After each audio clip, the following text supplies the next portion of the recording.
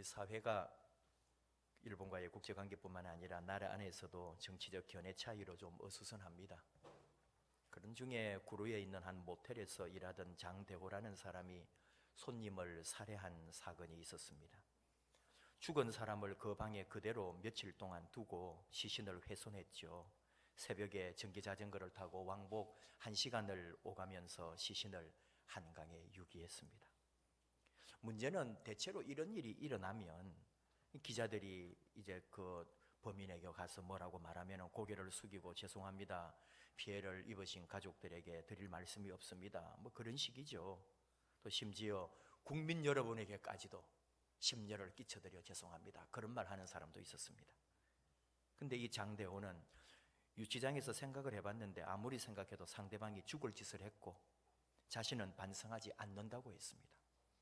피해자 유족들에게도 미안하지 않다 했고요, 다음에도 나한테 그런 식으로 대한다면 그때도 나한테 죽는 줄 알아라고 그렇게 했습니다. 어떻습니까 여러분? 그리스도인으로 신앙인으로 이런 사람, 이런 패역한 시대를 어떻게 보아야 합니까? 지금 우리 시대의 어둠, 아픔, 분노, 자포자기, 걷잡을 수 없는 심리 상태로 살아가는 사람들이 많습니다. 얼마 전까지만 해도 이런 일들이 일어나면 우리 모두 사회를 걱정하고 이런 참담한 현실을 보면서 함께 아파했습니다. 근데 지금은 그런 분위기가 많이 사라졌습니다. 무섭고 비참하긴 해도 내가 거기까지 신경 쓸 시간도 없고, 또 또라이 하나 나와가지고 사고 쳤네, 이런 범죄가 더 많아질 거야, 세상 말세야, 남의 이야기처럼 흘려듣고 나도 그냥 그렇게 흘려보낸단 말이죠. 심지어 교회조차도 사회의 타락과 변질, 이런 심각성, 책임감을 전혀 느끼지 못하고 있습니다. 교회가 시대에 대하여, 역사에 대하여 관심이 덜해지고 있다는 거죠. 교회 자기 지살기 바빠요. 교회 지금 외부의 공격 방어하기에 정신이 없는 거예요. 저는 소망합니다. 수감 생활을 하고 시간이 흐르겠지요. 장대호에게도 복음이 전해지고 지금의 어떤 육체적인 거, 마음의 상태가 평안을 찾게 될 것이라고요. 그리고 한 영혼이 치유되고 용서받고 회복되는 역사가 있기를 소망합니다. 그리고 피해자 가족들에게 진심으로 사죄하고 그 피해자 가족들도 또 변화된 한 사람을 받아주는 그런 날, 용서해주는 그런 날이 오기를 소망합니다. 서울구치소에서 사형수를 담당했던 박효진 장로님 간증을 들어보면 극악무도하고 사람이기를 포기했던 그런 사형수도 다른 어떤 것으로도 되지 않더래요. 아무리 좋은 사람들이 오고 사회에 유명하거나 또 그런 인기 있는 사람이 와도 그런 사람들 말 듣고 변화되지 않더라는 거예요. 오직 예수님의 복음, 그리스도의 은혜가 들어갔을 때에 그 잔인했던 사형수들도 회개하고 용서를 구하고 마지막 하나님에게 영혼을 맡기는 기도를 드리고 형장의 이슬로 사라졌다고요. 사형 제도를 집행할 때 이야기죠. 지금은 이제 사형 집행은 하지 않지만 지금도 사형수는 그대로 있습니다. 그 사람들 다 역시 예수 그리스도로부터 변화가 오지 다른 것은 아니라는 거죠. 이것이 진리입니다. 말씀을 읽어요. 성경을 봐요. 그리고 주님을 만나요. 그리고 성령의 만져주심을 경험하고 그러면서 한 사람 한 사람이, 그 악한 사람이 변화되는 걸 보는 거예요. 더 놀라운 일은 그 사람들을 보고, 변하는 사람을 보고 교도관들이 회개하고 예수님을 영접하고 그 교도소 있으면서, 직원으로 있으면서 통신으로 또 야간으로 신학교에 다니고 그리고 목사가 된 교도관들이 많습니다. 지금 안양교도소에도 목사님 교도관들이 많이 있어요.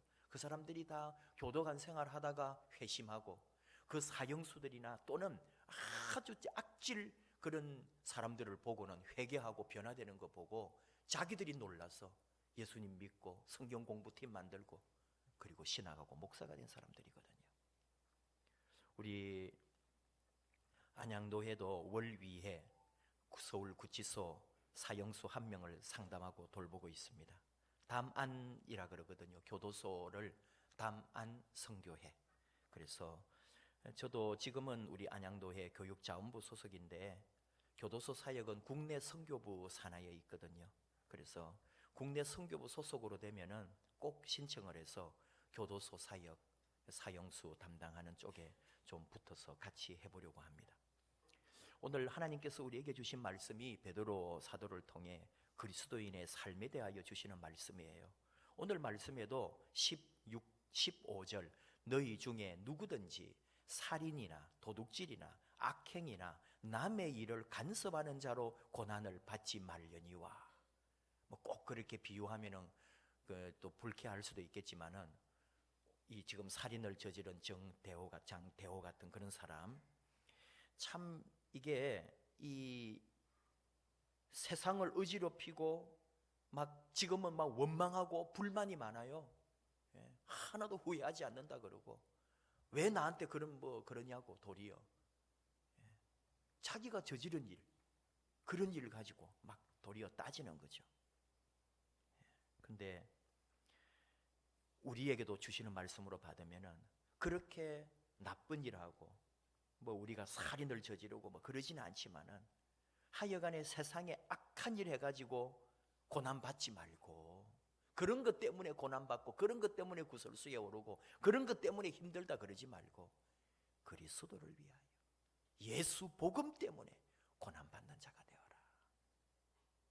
오늘 말씀합니다. 12절에 사랑하는 자들아 너희를 연단하려고 오는 불시험을 이상한 일 당하는 것 같이 이상히 여기지 말고 오히려 너희가 그리스도의 고난에 참여하는 것으로 즐거워하라. 14절에 너희가 그리스도의 이름으로 치욕을 당하면 복 있는 자로다. 그렇게 말씀을 하시는 거예요. 좀 웃기는 말이죠. 예수 믿는 삶, 이 땅의 신앙인으로 살아가는 삶, 환난과 박해와 어려움이 있을 텐데 하나도 이상한 거 아니고 예수 이름 때문에 모욕을 당하면 그게 더 복되다. 우리가 뭐 아는 말 같지만은 참 어려운 이야기죠. 내가 예수 믿는 거는 신앙생활하고 위로받고 힘을 얻고 복을 받고 행복하게 잘 살고 인생에 성공하는 삶을 살고 싶어서 예수 믿는 거지. 예수를 믿으면 고난이 오고 예수를 믿으면 힘들고 예수 믿으면 이렇게 모욕과 치욕을 당한다. 그런데 그걸 또 즐거워하라고? 우리가 그 말을 받기가 사실은 쉬운 말은 아닌 거죠. 오늘 베드로 사도가 왜 이런 말을 할 수 있을까요? 베드로에 대하여 우리가 잠깐 또 생각을 해보면 어느 날 갈릴리 바닷가에서 예수님을 만납니다. 누가복음 5장을 비롯해서 상세하게 설명이 나오죠. 고기 잡다가 밤새 고기 한 마리 못 잡고 새벽에 이제 그물 정리하고 있는데 예수님이 그 근처에 와가지고 이 유대 사회의 어떤 문화, 아침에 일찍 시원할 때에 사람들을 모아놓고 갈릴리 바닷가에서 사람들에게 말씀을 전했다 이거죠. 베드로는 그 옆에서 그물 정리했고요. 근데 예수님이 깊은 곳으로 가서 고기를 잡으시오. 깊은 데로 가서 그물을 내려 고기를 잡아라. 좀 당황스럽죠. 선생님 죄송하지만 우리가 밤새도록 고기 잡았지만 한 마리도 못 잡았습니다. 지금 고기 잡는 시간 아닙니다. 밤에 잡는 거지. 그러나 예수님의 그 범상치 않은 얼굴, 그 말, 그의 모습에서 그는 그러면 랍비여 그 말씀 의지해서 그물 내려보겠습니다 하고 갔다가 놀라는 거 아닙니까? 얼마나 고기가 많이 잡혔는지. 베드로의 생각으로는 도무지 이해할 수가 없는, 그가 지금까지 어부로서 살아오면서 뼈가 굵었는데 이 갈릴리 바다를 누구보다 잘 아는데 내 상식으로는 이해가 안 되는 이 시간에 그 자리에서 고기가 그렇게 많이 잡히고 내 배로는 안 되어서 다른 배까지 불러가지고 2배에 가득 채워가지고 나왔다 이거죠. 예수님 앞에 나와서 무릎을 꿇었습니다. 밤에 고기 못 잡았으니까 이 아침에 고기 잡아서 가라. 예수님이 그렇게 좋은 거 주셨다. 그런 거 아닌 줄 베드로는 안단 말이죠. 한 인간의 영혼을 두드리는 예수님의 두드리심, 예수님의 부르심을 그는 그 순간에 경험하는 거 아닙니까? 눈물이 왈칵 쏟아졌는지도 모릅니다. 심장이 뛰고 자기 힘이 아닌 자기 내면의 다른 영적 부분이 내 안에서 진동하면서 예수님 앞에 딱 엎드려진 거죠. 주여, 아도나이, 랍비여 하다가 선생님 그러다가 주인님이시여 나의 주님 나를 떠나소서 나는 죄인이로소이다. 이런 고백이 터져 나오는 거죠. 진짜 예수님을 만난 거예요. 예수님 떠나십시오. 나는 죄인입니다. 예수님 가세요. 아닙니다. 정말 내가 당신의 부름 앞에 헌신할 수 있겠습니까? 나 같은 사람이, 나는 죄인인데요. 내가 도대체 무엇을 할 수 있겠습니까? 주님, 정말 지금 나를 부르십니까? 그 부름의 응답이잖아요. 그렇게 예수님을 만났어요. 그리고 예수님이 그렇게 그를 불렀어요. 무서워하지 마라. 이제후로는 네가 사람을 낚는 어부가 되게 하리라. 이 엄청난 부르심 앞에 예수님의 제자가 됐습니다. 베드로는 결혼도 했어요. 자식이 있다는 말은 없으니까 우리가 잘 모르지만 어쨌든 베드로는 결혼도 했고 나중에 선교할 때 부인도 같이 데리고 다녔어요. 당시 사회에서 가족을 부양하지 않고 고향을 떠나서 집도 없이 순례하는 그런 것을 잘 용납하지 않았거든요. 그건 선생들이 그런 사람이 있었죠. 랍비들이. 예수님이 그런 부류죠. 근데 그런 예수님을 쫓아서 돈이 되는 것도 아니고 뭐 자식을 책임지는 것도 아니고 베드로가 가정을 버리고 예수님을 따른다는 것은 그 당대에 있을 수가 없는 일이에요. 그런데 베드로가 그걸 택했어요. 그만큼 부름이 강력했고 자기 인생에 엄청난 체험이 일어난 거죠. 예수님 만나고 고기 잡고 부르심 앞에 헌신하고 그리고 수제자로서의 사명을 감당하게 되는 거잖아요. 그러나 그게 다냐? 아닙니다. 베드로의 제자됨이 항상 좋았느냐? 그렇지 않거든요. 사탄아 물러가라. 예수님이 그를 향하여 지적할 때도 있었고요. 결정적인 것은 예수님을 부인했습니다. 십자가 앞에 두신 예수님이 베드로에게 네가 오늘 밤 다 굴기 전에 3번 나를 부인하리라 할 때에 베드로 그때는 아무것도 몰랐죠. 무슨 말씀하십니까 예수님? 그러나 정말로 다 굴기 전에 3번이나 예수님을 부인하고 말았습니다. 예수님을 모른다고, 나 예수님 모른다고 그렇게 소리 질렀거든요. 베드로는 통곡을 했습니다. 정말 내가 예수의 제자였고 예수님을 따르던 그렇게 사랑받는 제자가 이렇게 예수님을 배반한 것에 대해서 통곡을 하고 가슴을 치고 아파했어요. 근데 그것만으로도 변화가 아니더라니까요. 그래가지고 나중에 예수님 죽었고 뭐 어떻게 하고 이제 어떻게 해? 고향으로 돌아가자 그래가지고 정말 예수님 버려두고 자기 다시 갈릴리 와서 뱃사람 되려고 했다니까요. 참 우리 삶을 한번 보는 거예요. 베드로 안에 우리가 있다 이 말이에요. 뜨겁고 헌신하고 결단하고 감동하고 눈물 나고 뭉클하고 막 성령이 나를 떨게 만들고 그런 불같은 진동의 역사를 경험하고 체험을 해도 순간순간 그 믿음이 깨지고 부서지고 언제 믿었느냐는 듯이 내가 허무하게 무너질 때도 있다 이 말이에요. 그게 우리 신앙생활이다 이거예요. 믿음생활 잘해야지. 이제는 더 열심히 믿어야지. 이 행동 좀 고쳐야지. 이 말버릇 좀 고쳐야지. 이 못된 습관도 좀 바로 하고 정말 주님 앞에 바로 서야지. 하루에 12번도 결심하고 결단하고 막 약속하고 그럴지 모릅니다. 말씀 읽고 묵상하고 출발하고 그럴지 모릅니다. 그러나 하루아침에 또 까먹어버리는 거예요. 우리의 이 부족한 인생인 거예요. 식당에서 점심을 먹었어요. 우리 목사님들하고. 옆쪽에 어르신들이 점심 식사하러 오셔가지고 식사를 하는데 점심 먹으면서 소주도 한잔 하시더라고요. 그래가지고 이제 다 이렇게 식사하고 우리는 그냥 소리가 들리니까 듣는 거죠. 한 분이 그래요. 야, 오늘 아침에도 일어나면서 이제 술 안 마셔야지 했는데 술이 이렇게 달고 술술 넘어가는데 어찌 안 마실 수가 있냐? 자, 한잔 해가지고 탁 마셔. 우리가 막 웃었어요. 우리끼리는. 저게 우리 모습인 거예요. 우리 사람이 그래요. 그분 아마 어르신 평생에 술 끊어야지. 식구들도 제발 술 좀 끊으라고 얼마나 그렇게 말했고 아마 수백 번이 아니고 수천 번 결심했을 거예요. 이제 내 술 안 마신다. 근데 안 됩니다. 결심, 감동, 결단 아무리 해봐요 되나? 안 되는 거예요. 결국 우리 지금 얘기하자는 거죠. 믿음도 아무리 내가 눈물이 핑 돌고 눈물이 핑 도네요 정말로 아무리 뭐 해도 그렇게 사랑한다 그래 놓고도 또 사랑도 깨지고 믿음도 깨지고요. 가슴 뭉클한 것으로 신앙이 완성되는 게 아니더라 이거예요. 불덩어리가 붙고 막 눈에 불꽃이 튀는 은혜를 체험해도 한순간에 믿음 까먹을 수가 있다니까. 이게 우리 모습이에요. 베드로 얼마나 강력하게 주님 만나고 그랬어요. 그건 안 되잖아요. 자, 뭘까요? 근데 지금 베드로는 다르잖아요. 옛날 베드로가 아닙니다. 예수님 부활을 체험하고 초대교회 그 마가다락방의 성령의 역사를 맛보고 이제는 그는 깨달은 거예요. 예수 믿고 잘되고, 예수 믿고 복받고, 예수 믿고 건강하고, 예수 믿고 성공하고 다 꿈꾸었던 거예요. 그때 예수님의 제자들도, 우리도 그렇단 말이죠. 근데 그 믿음대로 되더냐? 안 됩니다.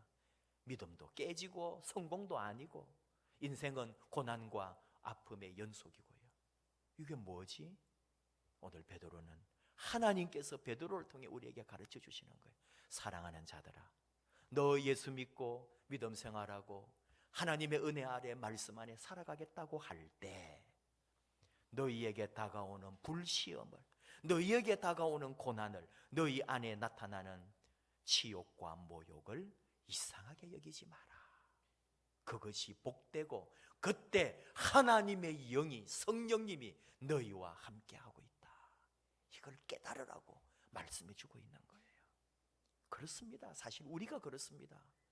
매 순간 다르고요. 매 순간 우리는 넘어질 때도 있지만 또 그 순간마다 성령님이 함께 하셔서 내 스스로 무너질 때도 있고 외부의 고통도 있고 다른 것으로부터 오는 압박도 있지만 믿음으로 또 일어나는 거예요. 성령님이 함께 하시고 그거 이상하게 여기지 마라. 도리어 나쁜 일 하는 거, 살인하는 거, 도둑질하는 거, 악행하는 거, 위선적인 거, 그런 것 때문에 고난받고 그러지 말고 예수 이름으로 믿음으로 믿음 안에 말씀 안에 똑바로 살려고 할 때 오는 그 고난을 부끄러워하지 말고 담대하게 맞서라. 성령님이 함께 하시고 너희와 동행하신다. 스가랴 4장 6절을 통해 주시는 말씀처럼 그가 내게 대답하여 이르되 여호와께서 스룹바벨에게 하신 말씀이 이러하니라. 만군의 여호와께서 말씀하시되 이는 힘으로 되지 아니하며 능력으로 되지 아니하고 오직 나의 영으로 되느니라 했던 그 말씀처럼 결국은 베드로도 예수님의 부활을 체험했음에도 불구하고 그 이후에 받은 성령님의 역사로 말미암아 그의 인생이 바뀌고 그가 깨달았다는 거죠. 성령 받고 은혜 받아도 그 복음 전하다가 얼마나 많은 핍박과 고난을 또 받았는지 모릅니다. 예수 말씀 안에 이제는 정직하게 의롭게 거룩하게 사는데도 고난은 그대로 오고 아픔은 그대로 있더라 이거예요. 그럼에도 불구하고 그거를 기쁘게 받고 바로 그런 고난의 자리에 하나님의 영이 함께하고 있다는 걸 깨닫고 도리어 고난 중에 기뻐하고 즐거워하는 삶으로 바뀌더라는 거죠. 지금 우리의 모습을 그대로 말씀하고 있습니다. 예수 안에 살아간다는 것. 비록 약해지고 뜨거웠다가 식었다가 이랬다가 저랬다가 흔들리는 우리들이지만 예수님 안에서 그러나 모든 일 감당하면서 어떤 상황 가운데서도 우리 하나님 앞세우고 우리 주님 안에 머물면서 주님이 역사하심을 믿고 오늘도 걸어가게 되는 거죠. 언제나 문제는 나에게 있습니다. 남 이야기 하지 말고 내 모습 똑바로 예수 앞에 하나님 앞에 나를 세우고 성령님의 도우심을 구하면서 넘어질 때마다 또 일어나고요. 죄 지을 때마다 또 회개하고요. 낙심하고 아픈 일이 생기면 또 예수의 이름으로 또 용기를 가지고 일어서서 가는 거죠. 베드로가 성령으로 충만할 때에 3,000명이 회개하는 설교를 했어요. 그 전에도 사실은 그는 깨닫지 못했습니다. 아직도 부활의 의미를, 아직도 주님이 왜 이 땅에 오셨는지를 그는 몰랐다니까요. 성령님 체험한 후에 그 마가다락방에 임한 성령님의 역사로 말미암아 주님을 다시 만나고 완전한 이제는 어떤 고난, 어떤 죽음도 능히 받을 수 있다고 그 결단 속에 나아가서 누가 묻든 핍박을 해도 예수의 복음 들고 나아갔던 거죠. 믿음은 또 성령님은 오늘도 나를 깨우치십니다. 그리고 오늘 베드로가 우리에게 지금 다 읽지 않아서 그런데 앞에 7절 8절 말씀에 만물의 마지막이 가까이 왔으니 그러므로 너희는 정신을 차리고 근신하여 기도하라. 무엇보다도 뜨겁게 서로 사랑하라고요 하면서 우리에게 마지막 교훈을 줬어요. 기도하며 하나님의 도움을 구하며 그리고 서로 사랑하며 섬기며 주님의 말씀대로 살아가는 이 삶이 이 마지막 때에 더 필요하다고. 나도 힘들어요. 교회도 힘들어요. 세상도 힘들어요. 다 귀찮고 힘들다가 아니에요. 그래서 그럴수록 너희는 근신하고 정신 차리고 깨어 기도하라고. 다시 주님 앞에 엎드리라고요. 다시 하나님께로 나아오라고요. 지금이 기도할 때고 지금이 주님 안에 더욱 서서 나아갈 때라고 지금 하나님께서 베드로를 통해 우리에게 말씀합니다. 지금이 그런 때입니다. 힘들고 어려운 이때 다른 어떤 기도도 아니고 주여 나를 변화시켜 주소서. 주여 내가 주님 앞에 엎드리나이다. 내가 다시 주님 앞에 나아갑니다. 이것만이 정답인 줄 알고 여호와께 하나님께로 돌아가는 삶, 하나님 앞에 나아가는 삶이 저와 여러분 앞에 열리기를 원합니다. 사람에게는 실망합니다. 세상의 그 어떤 사람은 우리를 완전하게 만족시키지 못합니다. 그 누구라 할지라도, 아무리 뛰어난 사람이라 할지라도 사람 때문에는 낙심할 일만 있어요. 사람 알면 알수록 더 절망합니다. 하나님만이 우리의 완전하신 분이요 그분만이 우리의 전부인 것을 매일매일 우리는 보게 될 것이고 깨닫게 될 것이고, 하나님만이 우리를 실망하지 않게 하고 주님만이 우리를 절망치 않게 한다는 걸 알고 이 어려운 시대일수록 여호와께로 돌아가고 하나님께로 더욱 나아가고 주님 앞에 더 많이 엎드리며 기도하는 저와 여러분의 삶이 되기를 축복합니다. 함께 찬양합시다. 하나님께로 나아가자. 여호와께로 돌아가자. 여호와께 나아가자고. 우리 함께 찬양하면서 다시 한번 이 시대를 위해서 하나님의 나라를 꿈꾸면서 또 힘들고 어려운 우리 서로의 삶을 위로하면서 같이 하나님께로 돌아가는 시간 되기 원합니다.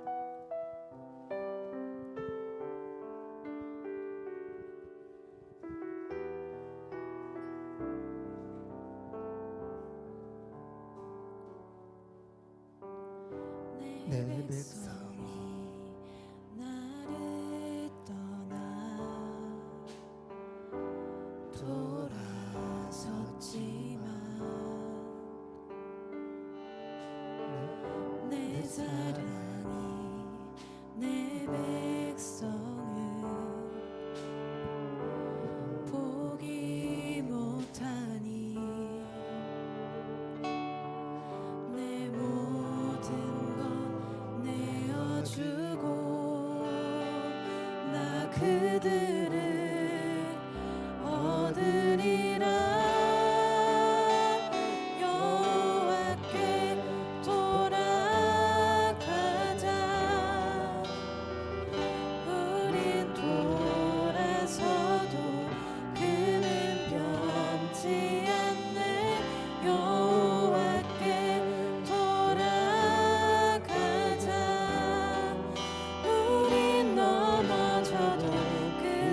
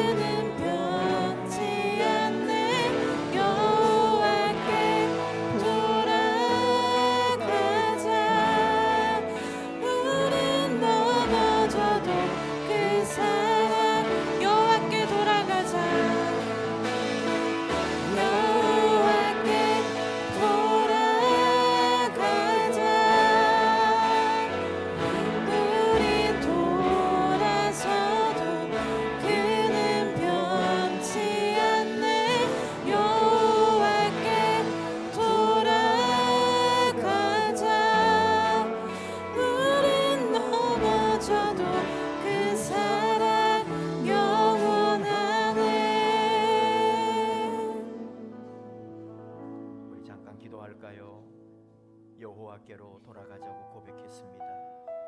힘들고 어려울수록, 악한 시대일수록, 하는 것마다 힘들고 내가 생각하는 대로 풀리지 않고 내 앞길 험하고 어려울 때 우리가 가야 할 곳은 오직 한 길, 여호와께로 돌아가는 길입니다. 주 예수님 앞에 엎드리는 일입니다. 사람 바라보지 말고, 세상 바라보지 말고 하나님께로 더 가까이, 우리 하나님 오라 하시는 그 자리에 나아가는 우리가 되기를 원합니다. 기도하는 자리에, 하나님 사랑하고 하나님 섬기는 자리에, 세상이 어떻게 되고 세상에 어떤 일이 일어나도 우리 하나님 더 붙들고 하나님만 바라보고 하나님 의지하고 하나님 더 믿으며 굳세게 말씀 중에 걸어가는 우리가 되기를 원합니다. 오라 하시는 주의 음성 듣고 돌아가는 우리들 되기를 원합니다. 주여 부르며 주님 앞에 더 믿음으로 걸어가기를 원하고 함께 나아가겠습니다. 주여,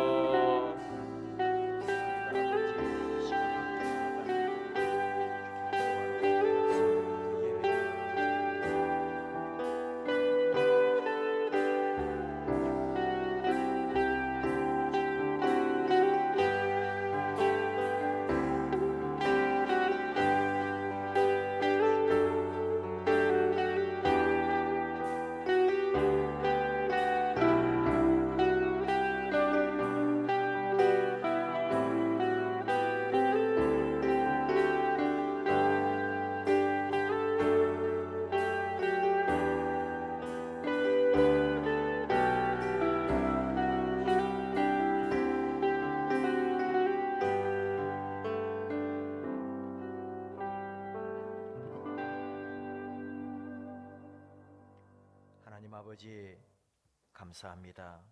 우리를 사랑해 주시고 그 은혜의 자리로 언제나 인도해 주심을 감사합니다. 주님 없이는 살 수 없고 아버지 은혜 없이는 한순간도 버틸 수 없는 저희들, 이 시간에도 아버지께 나와 예배하며 우리 아버지의 도움을 구하며 성령님의 역사를 간구합니다. 마지막 시대, 힘들게 살아가는 이 시대, 근신하며 깨어 기도하며 정신 차리라고 하시는 주의 말씀을 듣습니다. 하나님께로 더 가까이, 우리 주님 앞에 더욱 나아가 엎드려 기도하는 저희들 되도록, 세상도 아니고 사람도 아니고 내 고집이나 내 재주가 아니라 하나님의 은혜로 되는 것임을 깨닫게 해주시고 하나님 앞에 온전히 순종하며 하나님께 나아가 하나님으로부터 답을 얻는 저희들 되게 하여 주시옵소서. 예수님의 이름으로 기도하옵나이다. 아멘.